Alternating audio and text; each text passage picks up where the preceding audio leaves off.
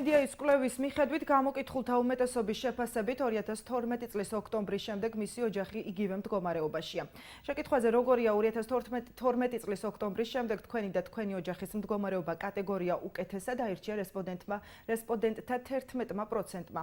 55%-ის შეფასებით იგივე მდგომარეობაში იმყოფება, 34%-ის მტკიცებით კი უარესად. აღსანიშნავია, რომ 2014 წლის აგვისტოს კვლევაში იგივე მაჩვენებული, ანუ რესპონდენტთა რაოდენობა, რომელიც მიიჩნევდა, რომ 2012 წლის ოქტომბრის შემდეგ მათი მდგომარეობა გაუარესდა 17%-ში ადგენდა.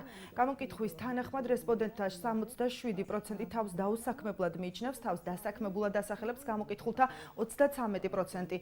NDA-მ გამოკითხა 27 მარტიდან 19 აპრილის პერიოდში ჩაატარა. მის ფარგლებში საქართველოს მასშტაბით 4360 რესპონდენტი გამოიკითხა. ძალების ჩარევა შესახებ NDA და CNS საქართველოს იყენებენ სტატისტიკას. პირველად ჩვენი კვლევების მანძილზე დაფიქსირდა, რომ ტერიტორიული მთლიანობა აღარ არის პირველ სამეულში ყველაზე მნიშვნელოვანი ეროვნული საკითხების და ეს არის იმიტომ, რომ ეკონომიკურმა საკითხებმა გადაუსწრო ინტენსივობაში.